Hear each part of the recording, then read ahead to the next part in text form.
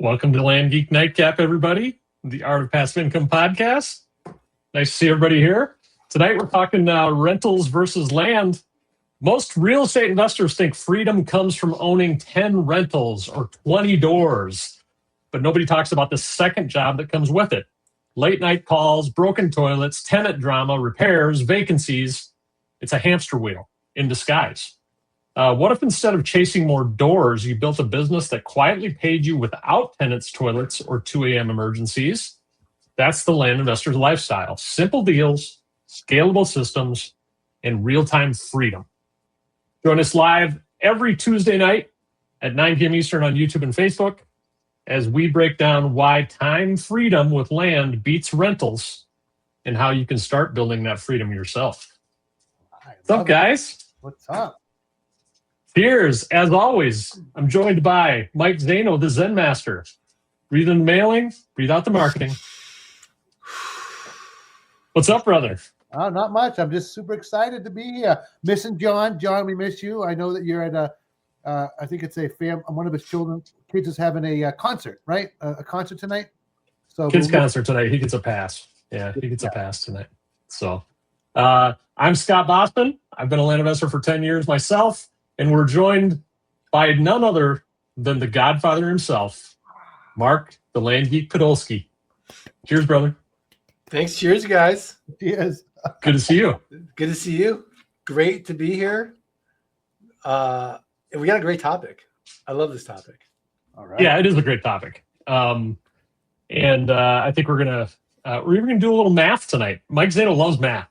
Oh yeah. What's your favorite saying, Mike? Yeah, there's 3 kinds of mathematicians: those who can add and those who can't. There you go.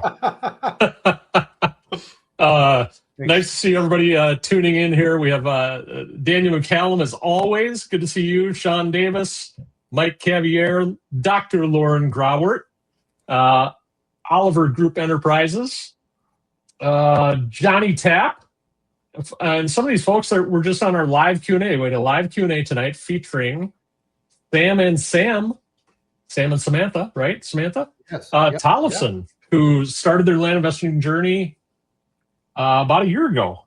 Yeah. And Mike, you did an amazing interview with those guys tonight. And I think they had a lot of great insight into the business and what this business can do for folks.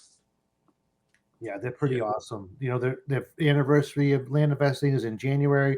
They've sold a ton of properties. They had a ton of personal growth, and they were just ecstatic. And I love the fact that they're inspiring other people now to take that brave step and become an entrepreneur.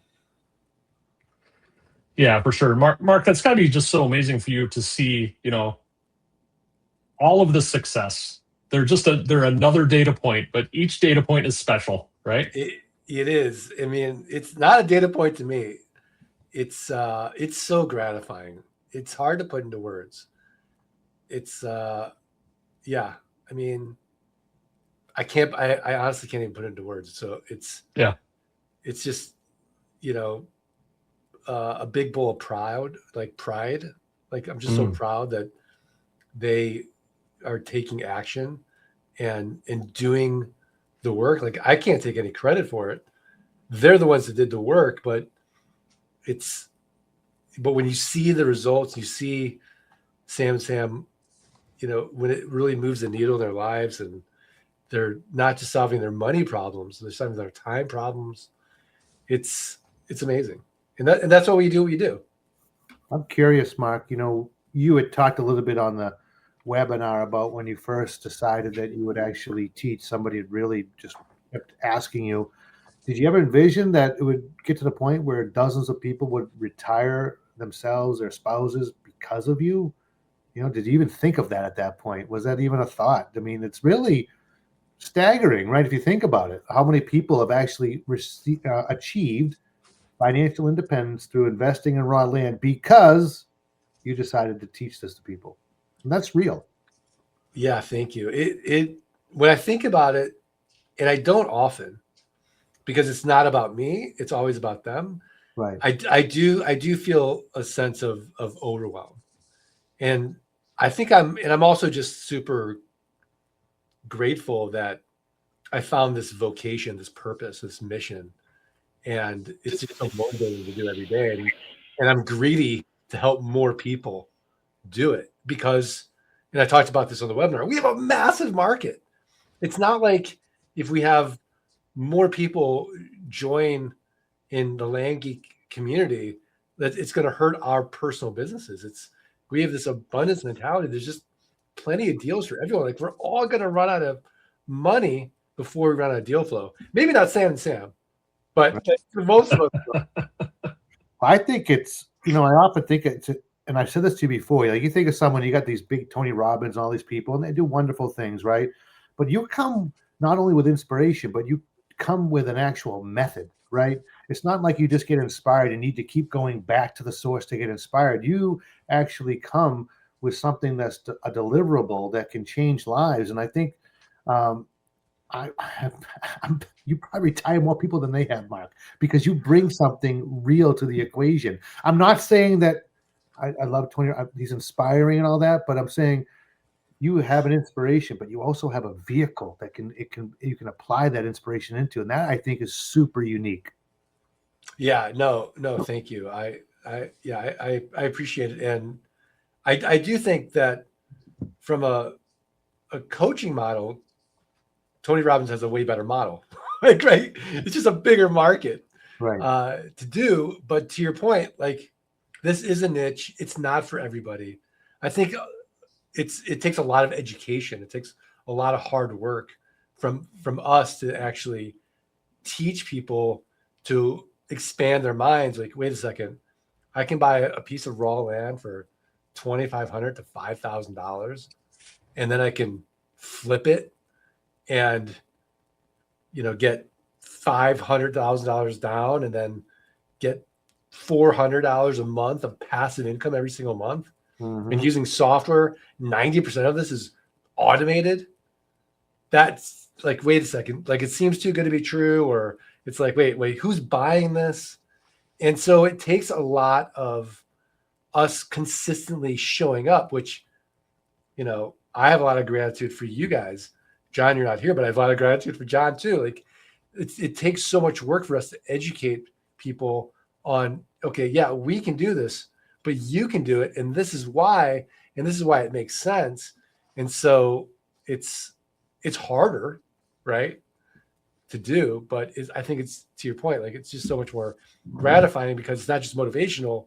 It's like, okay, yeah, you guys are inspirational, but then here's the thing to do, and here's the recipe to follow. And then when like Sam and Sam do it, we get to witness it and witness that growth and that journey. It's just right. Words kind of fail me at that point. Well, so great. That's an olive.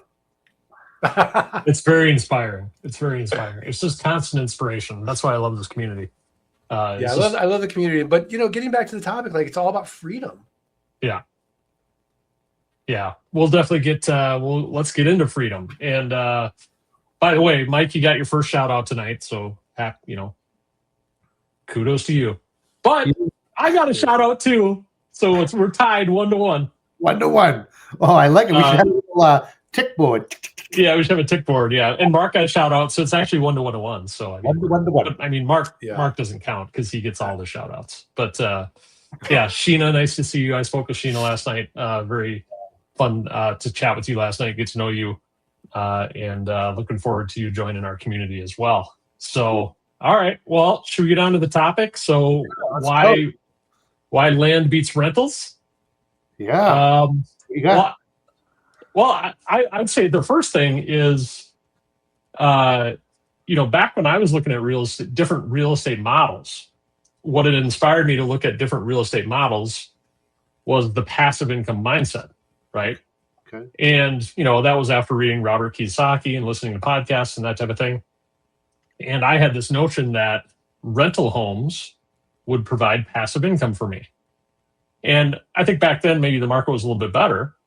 But when you look at the rental market in the system, right, they're just not passive, in my opinion. I mean, you're dealing with tenants, termites, toilets, as Mark says, rodents, rehabs, renovations. You have a lot of expensive things to maintain these properties, let alone insurance, right?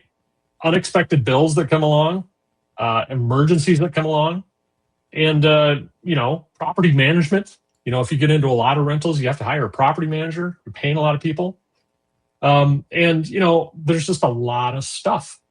And when you look at it, I just don't think it's very passive in that regard. Do you agree, Mike Zano? I would concur, for sure. I mean, I think all real estate's great. I think what's unique about the land investing compared to the housing market is the cost of the investment in the asset and the cash flow that it produces. That's what's significant to me. We said this before. I think the average, after vacancy rates and expenses, positive cash flow from some sort of a rental, maybe $100 to $400 a month. And I always say, I know there's a potential appreciation. I know you have depreciation for your taxes, but from pure cash flow, $400, $300 per month, I can buy a $3,000 or $4,000 property and create that same amount of cash flow. Isn't that really significant? That's why when people say, "What, you buy these small parcels of land?" I'm like, but the power that is contained within these properties for the inexpensive cost that they have and the cash flow they generate is just crazy. Like, I don't know how anything could compare to that in terms of cash flow. Yeah, and Mark, I mean, not only is there's quicker cash flow with land, but there's no overhead with land. No, it's so funny because, to your point, Mike, yeah, we don't get depreciation because land lasts forever. And all my, flipping buddies or multifamily buddies who don't pay taxes, they're jealous of me and I'm jealous of them. Like, you don't pay taxes. Like, yeah, but you don't get the call at 3 a.m. Right. Like, they have a job. And, there are headaches. Like, we have nothing physical that breaks. Like, that's why they get depreciation. There is a lifespan to that house. That roof will last maybe 30 years. And if, let's say you're cash flowing $300 a month, well, you don't get that $300. You get a percentage of that $300 because you got to save for CapEx. And so when you start doing the math, and when you watch HGTV and they show these flips, right? You start doing the math oh my gosh, they made 16%. And they spent months and they had to put $500,000 into the shack. And they didn't meet the contractors. And the contractors don't show up. And they've got to sledgehammer themselves. There's nothing passive about it. It's a freaking job. And unless you love that stuff, it's terrible. Now, that being said, look, I don't like the word passive because even what we do isn't really passive. There's nothing really passive. It's a stupid marketing word. I would define passive as it's a one-time thing, and then you don't have to do anything else to keep getting money. Right. That's how I would define passive. But you've got to do the thing, and you got to build the machine to keep getting more money in. That would be passive. It's like a business. But if you're running a business and you're the bottleneck, it's a job. You're not even running a good business in that sense. Right. Yeah, I like to tell people that the good and bad news about our business model is it's boring. It's repetitive. It's redundant. I mean, the returns are not boring and all of the passive income, but the boring... The freedom's not boring. Right. Because boring brings the ability to automate, to systematize. Huh? Did I get it right, Scott? Systematize. You got it. All right. Systematize. Learning things here in the nightcap. The boring nature of it allows it to be put into something that we can control and manage, right? And so that's the good news as well to that whole part of it. I mean, I think it's just very unique. Yeah. Scott, what's your argument? Why not? Here's the argument for housing. It's forever. Mm-hmm. No one, I can get that cash flow forever. I own that house. I get forever cash. Make your counter argument. That's a good one. Well, I mean, it's forever cash, but what return is that at? Right. And, I often think of, if I have $25,000 and I decide to purchase a rental with $25,000 down, and I finance that home over time, but I pay monthly property taxes and I pay a property manager and I have all these repairs and everything else. Like, you could do a simple calculation. You're making like anywhere from 2 to 9% per year, depending on the property and what you're charging, right? So you're just not making very much. Land, I mean, what I love about land is we deal in high volumes. So I have hundreds of properties paying me every month, right? And I've created a system to where I'm not feeling the stress with the management of those hundreds of properties. I have some overhead, but my overhead is very low because we leverage virtual assistants in different parts of the country, in different parts of the world, right? Where $5 to $10 an hour for them is a lot of money, or a good living, right? But it helps us keep our operating expenses low and run a business that cash flows. And some of these land parcels, Mark, they may not last forever, but they keep giving me returns over time, because if a person defaults on a land note, I take the property back and sell it again. So I had 2 defaults come across my desk today, and one property, I've made all my money back, and I've actually made $2,000 on it, and now I get to go sell it again for $15,000. So, what do you think, Mark? What were you going to say? No, you're absolutely right. I mean, to your point, like, the real value is the McDonald'sing of land. That's the forever cash flow.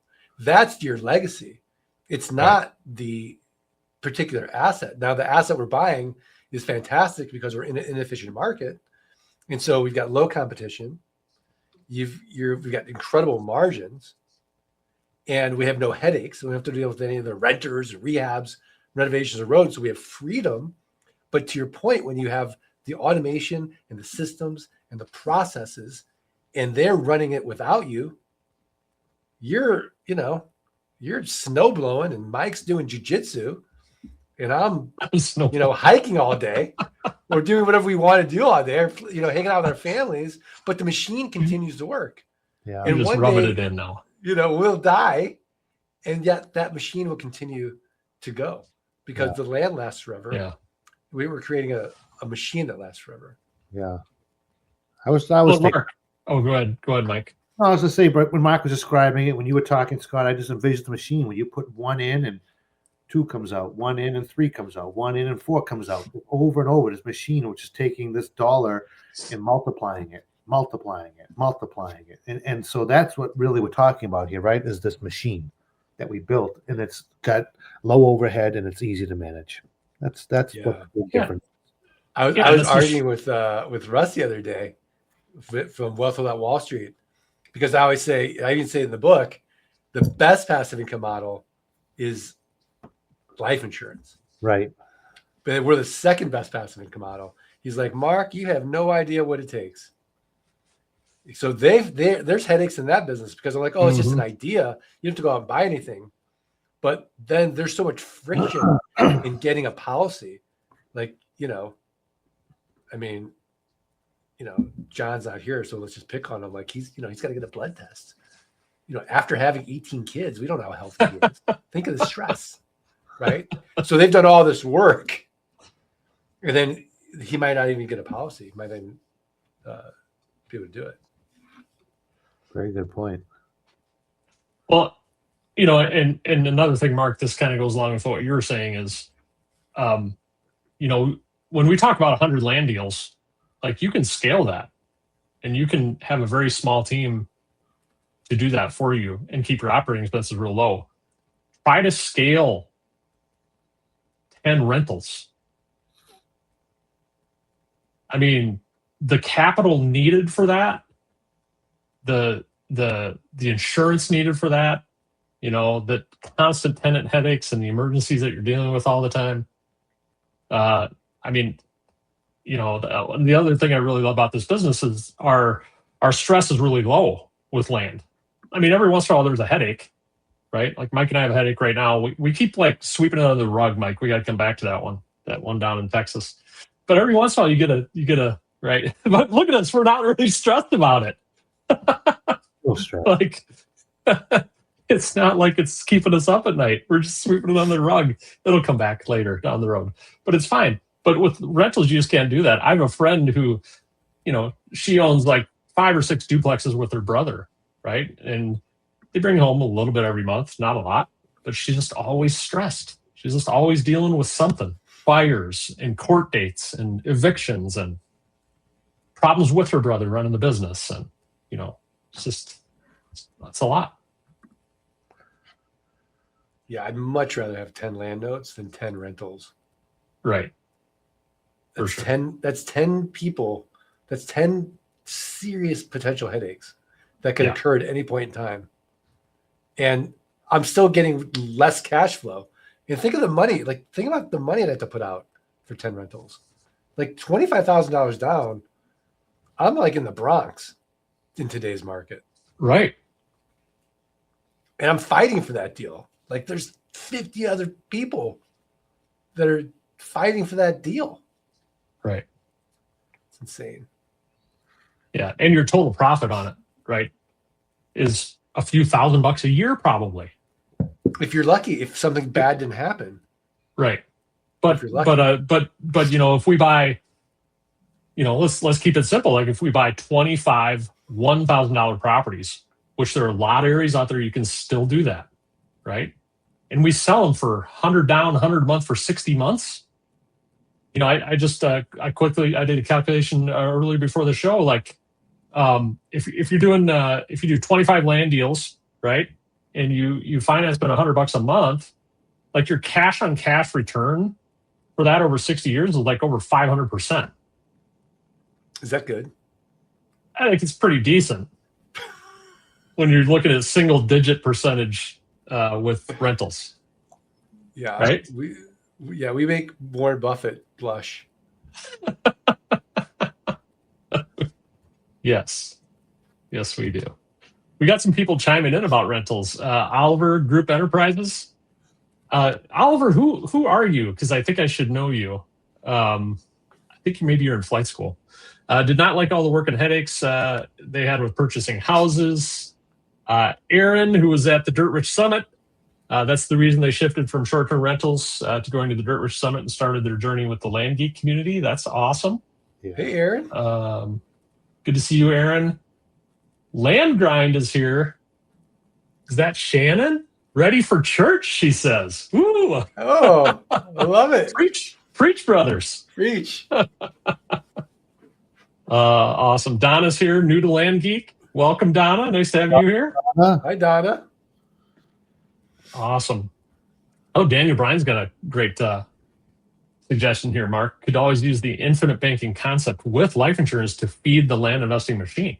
Yeah, Daniel Bryan, you're so right. And if you haven't listened to that podcast with Russ and Joey, we actually break it down and how it's like the peanut butter to our jelly with the compounding aspects of what you can do.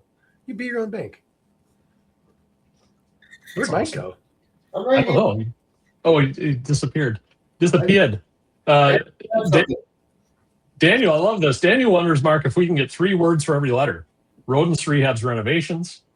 We got the tenants, termites, toilets, shingles, sewage, siding, asphalt, asbestos, appliances. Daniel McCallum, you're a genius. You are this a genius. Is so good. Great game. It's a great game. Yeah, and then Mark will turn it into a song because that's what he does. He's not very original with the songs anymore, but he turns them into songs. What do you mean not original? You mean Suno? I mean, that's amazing to me. Okay. I created the GPT. You created the GPT? Yeah. Okay. How long did that take you? I mean, is it really about the time or is it about the outcome? Is it about is there a lot of originality in that process? No. No. No. I'm just saying with AI or originality. I know. Look, I get it. I mean, if you're a true artist, you're not using I think AI. we should have a version with. Do you guys remember this? B.A. Bay, B.E.B., B.I. Bicky By, B.O.Bo., Bicky By Bo Boo. Remember that? Oh, yeah. We should do that with the land investing somehow. That would be good. That would be good. That would be good. That's what Daniel McFell's got a project. That's awesome. Oh, here we go. Chantel, Daniel's other half, says it will be their next road trip game. I love that. Yeah. You guys ever play the ADC game on the road? Well, you mean you find like an A in a license plate? Or signs? You gotta find a word that starts with a word that starts with B, so on and so forth. Yeah. Let's create a Land Geek road game. Love it. That would be fun. Cool. Well, any questions out there, folks, about land investing in general, or pick our brains. Pick Mark Podolsky's brain. Pick Mike Zale's brain. Pick Mike's brain. The dude buddy's brain. They can pick your brain. When they go into flight school, they get access to Mark AI, and they can literally pick your brain. Isn't that true? Yeah, it is true, and it keeps getting updated every day. We talk about that. Training. We don't talk about that enough, Mark. Tell us a little bit about Mark AI. I like that. So I cloned myself, and I took all the trainings, thousands and thousands of hours of the books and the videos and the podcasts and all of our trainings, and put it into AI. And you can call me. It sounds just like me. You can text me, and you can chat with me, and you can literally ask almost. I mean, we haven't been stumped in a month now, because if you stump the AI, I get an email, and then I'll answer it, and I can update it. But I haven't been stumped in a month, so it's really comprehensive. I love having it say nice things about me, Mark. And it will say nice things about Mike too, because it's been trained on it. Like, I've said nice things publicly about Mike, and they'll say it. So fun. It's so hey. gratifying. Wake up in the morning here, Mark. Mike, you're amazing. Have a great day. Thanks, Mark. Okay, Mike, are you drinking the cacao? Yes, I love it. But I do it special. My own.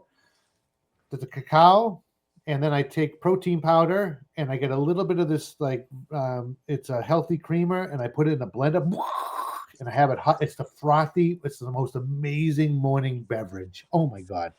Unbelievable. Okay. I'm gonna do I have probably like 30 grams of protein. No, and it tastes good. Tastes amazing. That's 30 grams of protein?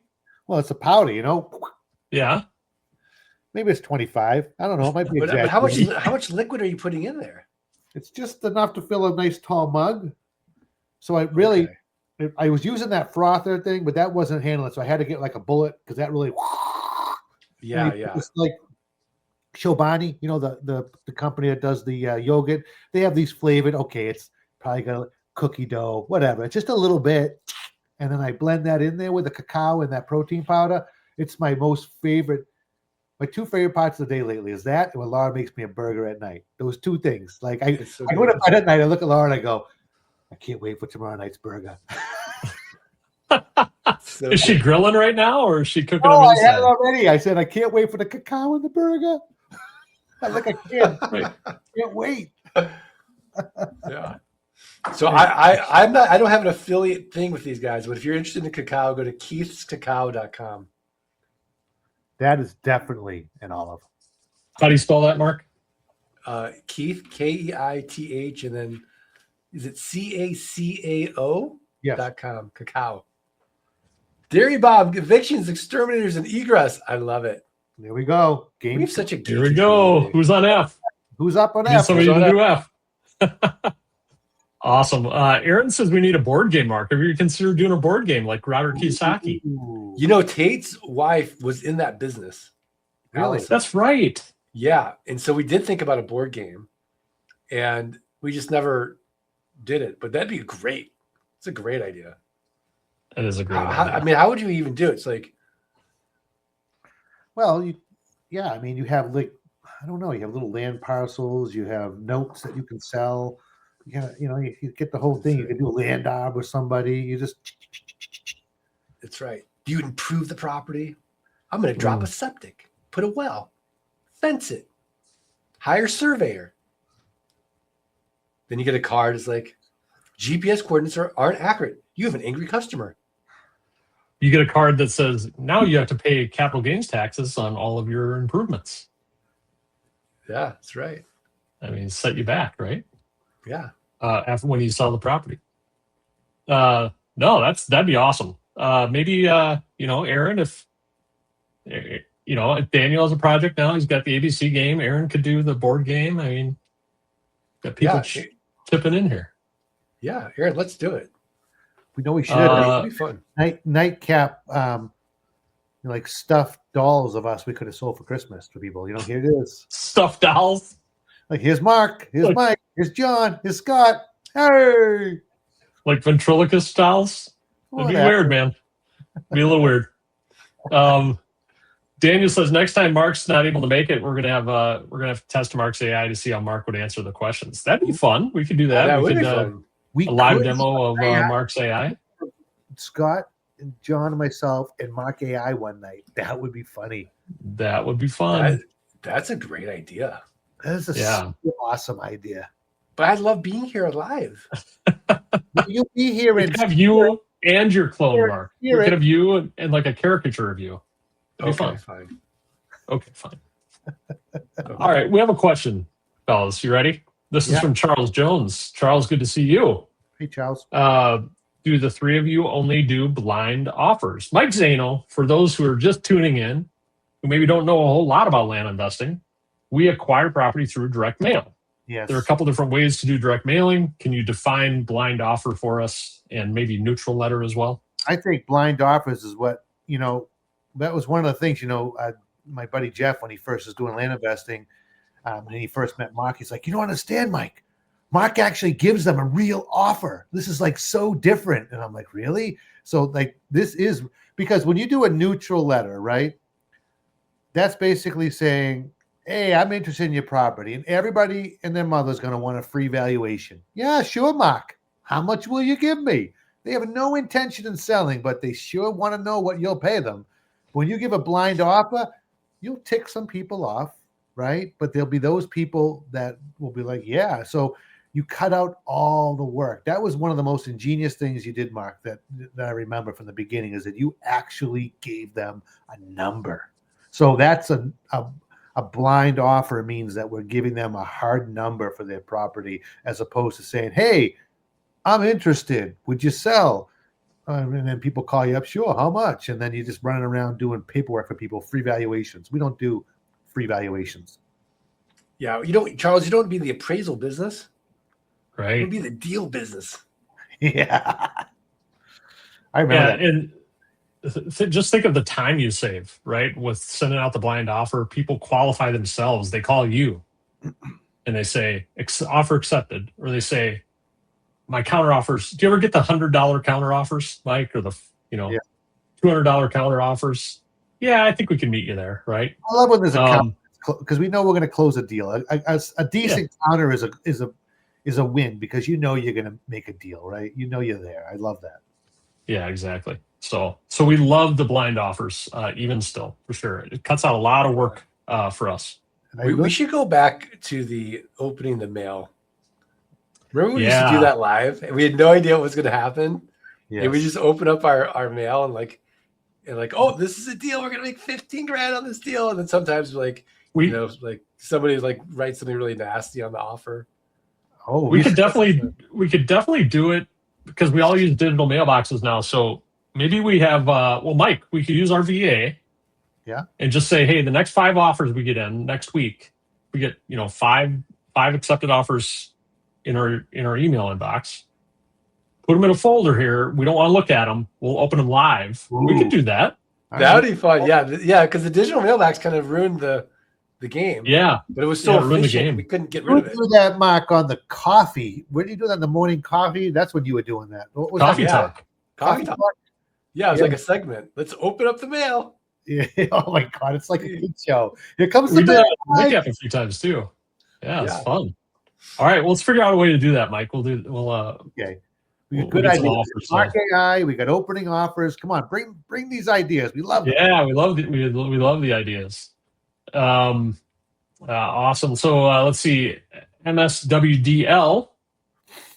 I want to sign up for flight school, but need a little bit more time to get the ducks in a row. That's okay. When the time is right, we're there. Yeah, we're here. We're here when you're ready, for sure. Chantel's got a question. Oh, this is a good one. Daniel and I are working through flight school and learning about marketing on Facebook. How many additional Facebook accounts do you each have for advertising on Marketplace? We actually don't have that many, right? I mean, I think it's helpful to use if you have perhaps my wife, my daughter, like something like that. But I don't think you need to have too many. I think that, some people go that route, but I don't know. What do you think, Mark? I agree. I think less is more. I think a better account, a more seasoned account, right? Like I would take Chantel's account over Daniel's because, not to be, it's just marketing, right? Like you look at Chantel, oh, it's nice, sweet person. I would want to do a deal with them. I see Daniel with that thick beard. I'm like, I don't know who this guy Wow. is. Yeah. Right. Exactly. So the picture of the person matters. I have to say, oh, I'm sorry, Mike. I have to say, so I don't know if you remember this, Mark, but way back when in 2015, it was just Craigslist. Everybody's talking Craigslist. And I brought up that I was actually selling land on Facebook, and Scott Todd's like, "You're not selling land on Facebook." I'm like, "Yeah, I'm selling land on Facebook," and it was actually like, it was like almost shooting fish in a barrel. Like I swear, PJ Riley, and I were like the first land investors ever like selling land on Facebook, and we were selling up a storm on Facebook. But I do have to say, my wife's account got a lot more leads than I did. Yeah, it's true. It's beautiful, true. It's just smiling the way of the Aaron. world. Yeah. Even though it was me chatting. I'll tell you what could be the next big opportunity in the next big platform. I hate to say it because I don't do it, and I've never been on there, and I'm too old for it. Not too old for it, but like TikTok. Yeah, absolutely. Can you imagine doing a TikTok live for like an hour and just showing a land deal and just talking about your land for like an hour? You'll sell that totally. You'll get a down payment. Have you done it? Not on TikTok. No. Maybe we'll do an experiment. We'll do an experiment. I've definitely experimented with it, especially if you're new, you've had time. Like we have our machine built, so but we should do it. Yeah. Our team should definitely do it. For sure. But to your point, like they love Facebook. Facebook is still great. And I think, I agree with Mike and Mark. If you have Daniel's account, you have Chantel's account, if you can get your hands on one or two other accounts, I think that's great. Down the road, if you feel like you need to scale more, find a way to get more accounts. We've used strategies in the past where we actually hire people to use their own accounts. Maybe they're in that geographical area and they, you hire them to use their own accounts. So there's all sorts of ways you can do it. Priya and Landon they bought their kids' accounts. Yeah. So they could have more accounts. Yeah. Awesome. Let's see. From Land Grind, I think that's Shannon. I can't tell, her picture's so small. Question, gentlemen. How many platforms do I need to utilize to get my properties to move? Good question. Ooh, that's a Mike good question. Okay. Well. Okay. Okay. I would say possibly. What's that movie from? Possibly. I would say that it's a couple of land sites is good. Facebook is free, and then your buyers list. I think if you would just get all of those kind of riled up together, you'd be good to go. I concur. I'm gonna have to call Laura for another. I'm gonna have to have more olives next time. Laura's gonna stuff them with blue cheese next time too. So. Wow. That Laura's special. She really is. That's why she really is. Laura. What's that? That's why I call her Lucky Laura. Lucky Laura. Lucky Laura. Mark, we have another idea for a creative Land Geek game or whatever you may call it. Instead of Elf on the Shelf, let's do Mark on the Mantle. find it each morning, holding a deed or mailers, teach the kids young. I mean, that's an idea right there. That's not a bad idea. Can you imagine the fear of children waking up to mark on the mantle? Kids, did you get your mailings out today? Mark on mantle's watching. How many did you post? Okay. Have you seen some of the metrics? Yeah, exactly. Have you seen some of the mean things that parents are doing to their kids with this elf on the shelf thing? No. What are they doing? Oh, it's crazy. Like, because the elf does a crazy thing every night, right? And then they film the kids' reactions. And so I watched yesterday, there was this, so the elf, like a kid woke up and he had marker all over his face. And the elf was laying next to him with a marker in his hand. And another kid went to the bathroom and the toilet was full of Fruit Loops. And mom's like, time for breakfast. And the kid's like, Mom, I don't eat, because the elf filled it with Fruit Loops. It's crazy. These parents, they're off the hook, man. They're traumatizing their kids with this elf on the shelf thing. It's nuts. Just to get their time, get their viral time, It's not right. Yeah, that's not right. It's not right at all. We got it. I think we skipped the elf. But you know what? But if they go into land investing, they can save a lot of money. They'll make a lot of money and save a lot of time for those kids' therapy bills. That's very true. We might have a little niche there. Let us help you help your family. We got the G's: gutters, gas leaks, and garbage. All right, I think we skipped the F's. Jason Boncio, that's great. That is awesome. Give us an F, Daniel, and what's next? H. We might make it through this episode. Let's see here. Ooh, Sam Tollefson. We second the kid in the youth training. Lots of homeschoolers want entrepreneur courses. Ooh, we've talked about that before too, Mark. Yeah, we should definitely do something with the kids. Sam, what are you thinking? We should do like a kid program for sure. But how old? Like how old can they start? More program. That'd be so fun. The family that invests together stays together. I mean, Joey's daughter started what? She was 15, 14? Yeah. Yeah, I think she was 15. Yeah. We've had a couple of teenagers go through. Had a teenager buy and sell a property over the summer break. That was the goal. Just to get out of school for summer break, you're going to buy one property and sell it by the time you go back to school, just to have that experience. That would be amazing. That would be amazing. And think of all the lessons they would learn. They'd learn supply and demand. They'd learn marketing. They'd learn sales. They'd learn analysis. They'd learn management skills. They'd learn a lot. Mm-hmm. Oh, so how's it going, Chantel? Chantel. Is she building a following? Chantel's I'm on the TikTok. I'll follow her. I got to get on there. I've been on there forever. Mike, I think we need to have the wives on TikTok. Laura and Aaron. Yeah, that probably get a little more attention than you and me. A little bit. From Chantel, we've had our buyers request to meet. Oh, I love this one. We've had our buyers request to meet in person to close the deal. Please give us some advice on handling that conversation. I mean, I'm excited about our new road trip game, but Elko is a long drive. Mike, have you ever, I think first off, raise your hand if you've ever done a deal in person. All right, cool. Mark, did you travel hours and hours and hours to do the deal? Bro, I'm ambitiously lazy. Right. No. If it's far, I'm not going. Yeah. Yeah. Like? So I bought a piece of land from a guy that lived the next town over. Laura and I went. He still owns a pizza shop there. And this is a guy that's like, he's probably like close to 80 now. And he makes this incredible pizza. So we went there, we're eating pizza. And he's like, you know what? I made this years ago. He goes into the fridge. He pulls all the stuff aside. He pulls out this jar of homemade wine. Has this old cork, and he rips it off. And he's like, we're going to drink some wine together. I'm like, okay. He pours it. I take a sip. I swear to God, I go blind in this eye. I'm like, ding, ding, ding, ding, ding. Laura, I can't see. Like, it was so good, though. And then he takes out this. He has rum, and he soaks it inside the raisins, and he pours me a shot of that.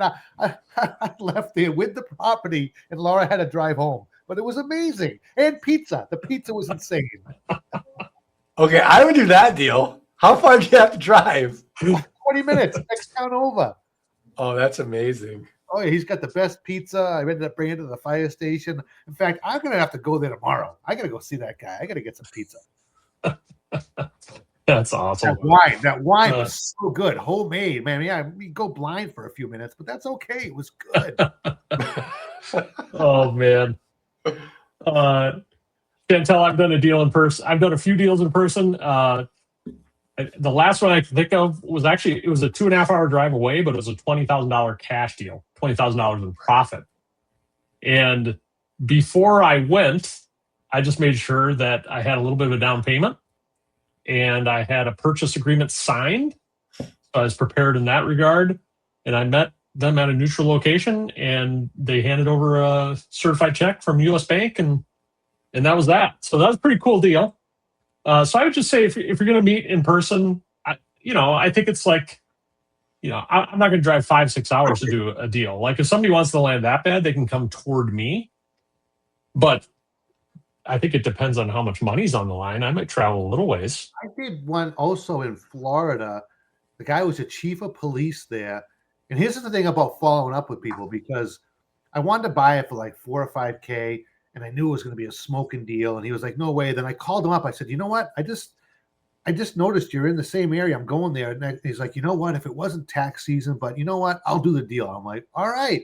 So we met at the bank and I'm sitting there and I'm just rifling on like 4 or 5 grand. I'm handing to the car. People just looking like the tellers like, what's going on here? Like it was very kind of odd for them to witness this cash transaction, but it was pretty awesome. We made a lot of money on that deal. That's awesome. Oh, look at this, Sean Davis. Foundations fixture with fire hazards. So, I mean, we're up to H, I think. We can continue next week. This will be a fun game to continue next week. This is great. We'll start on letter H. We got a couple other comments. Christine, I see your Christine, let's chat. Let's have another call. And Mark, maybe you give some advice. So Christine is very interested in flight school, but she's maybe a little bit concerned about the tech part. So what are your recommendations for somebody going through flight school when it comes to like the technology aspect of it all? Yeah, I mean, it depends. Like there are some techie pieces to it. That being said, you could hire an inexpensive virtual assistant to help you with the tech piece. But I hate to see somebody who's a real true technophobe, just even, getting on, say, a Zoom call, and if it's a really big struggle, then it might not be for you because there is a lot of tech. We've got software tech. We've got so much. There's just a lot of tech, right? And so if you're a true technophobe and you don't have somebody who can help you with it, then I would say flip a house. But she's no, I'm kidding. I'm kidding. And she was able to get on here and make a comment. But she can get on here and make a comment, then she's got the tech. She's got the tech. She's got enough tech.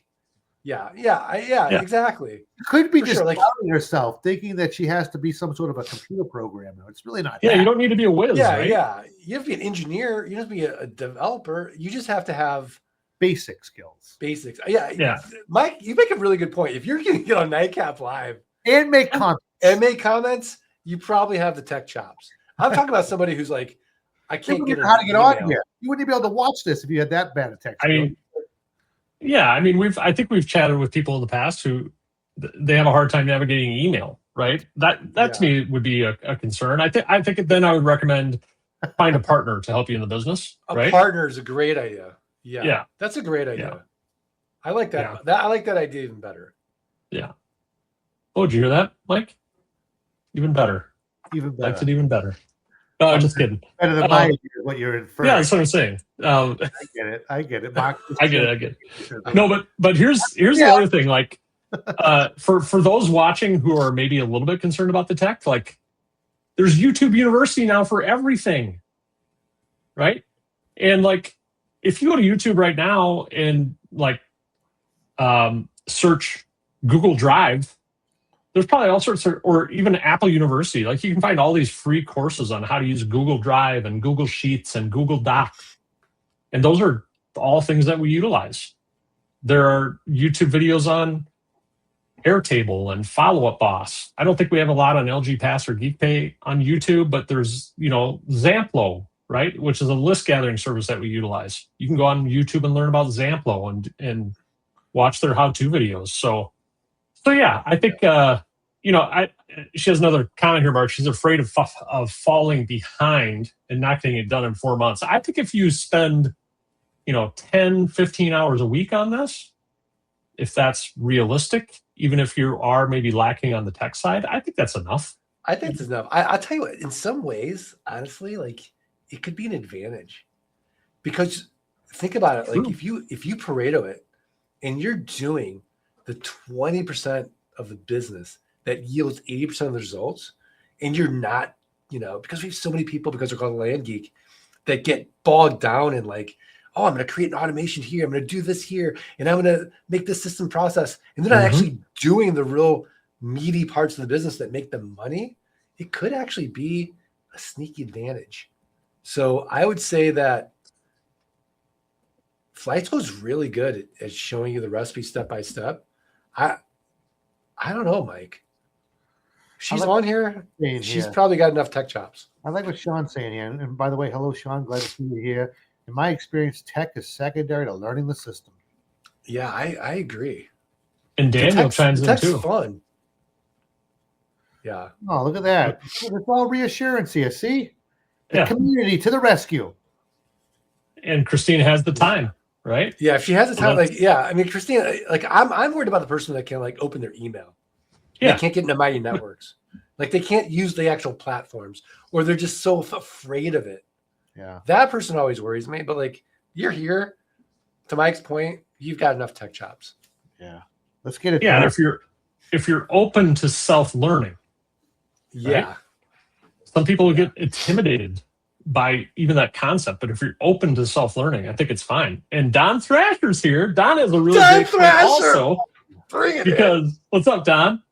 Because and I agree with this. Because back in 2015 and 16, when I was learning this business, I had a notebook next to my desk, and I kept track of all my hot leads and my warm leads in a notebook next to my desk, right? So, yeah, the mailing and the marketing, like you said, Mike, or like you said, Mark, it's what makes us money, mailing and marketing, and that stuff. You honestly don't need a lot of tech savviness to do. No, the business is simple.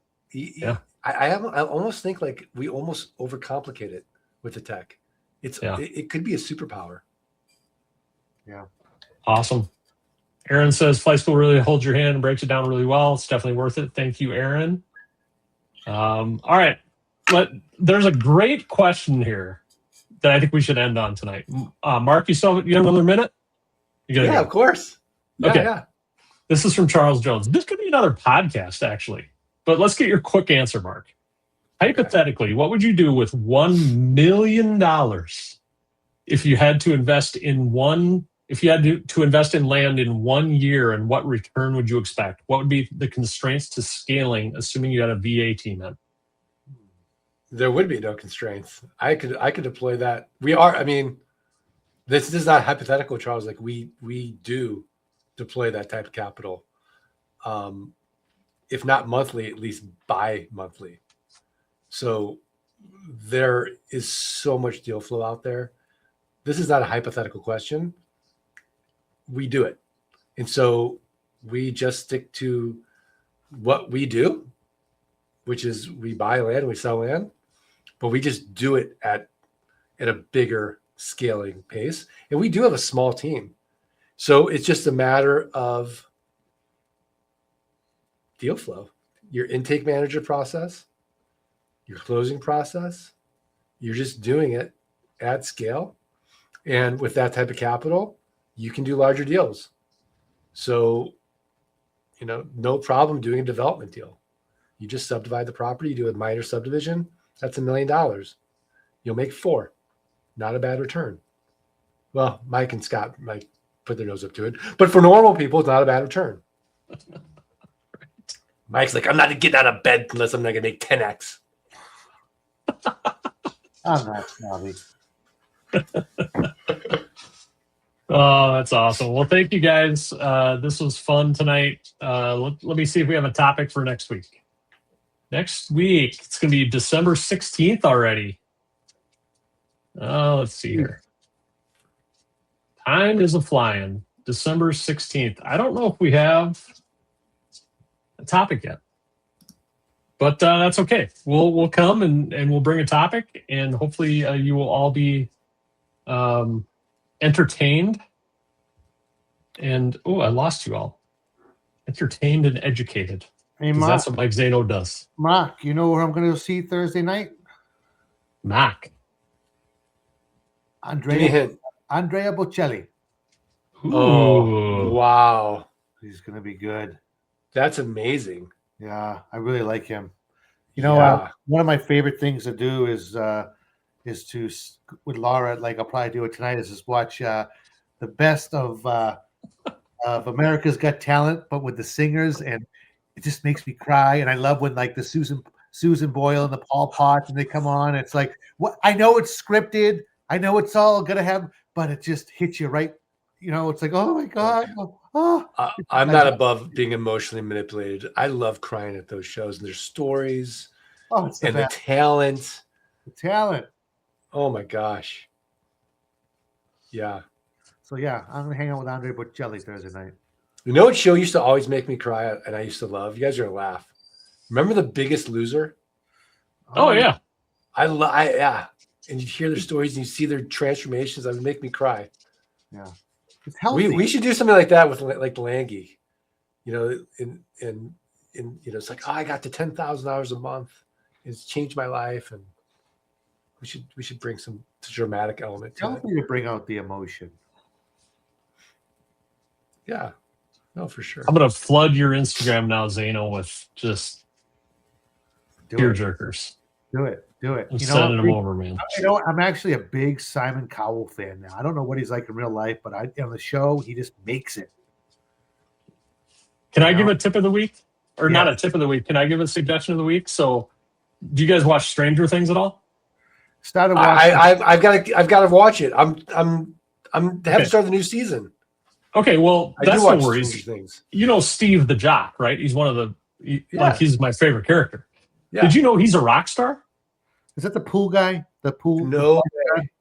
He's like the wrestler. He's the wrestler. He graduated. He was like a senior when like Nancy was a sophomore or freshman and he graduated. So he's the older guy that hangs out with Dustin. Yeah. Dude, check him out. He's like trending this week. He's got the number 5 tune on Spotify called End of the Beginning. And Joe, his band name is Joe, DJO. Joe. DJO. His name is Joe Keery. But check out Joe, DJO. And he's got 3 albums out. The guy's a rock star. He's awesome. He's really good. So, by the way, do you know we can do Wrapped is Better as Friends? We can compare listening with up to 9 friends in a real-time listening battle. In what? On what? On Spotify. Oh, okay. It's like a whole thing. Let's start a party. A potty. What? We'll do it. Okay. I just thought I'd share because the guy's awesome. Wow. Shout out to you, Joe Keery. As we hang up, I'm watching this. End of the Beginning. End of the Beginning. Listen to that song. I'm telling you. All right. Yeah, good. Guy's a good actor too. You guys, as always. Good to see you. Good night. Good night, everybody. Keep loaning, buy land. Yeah.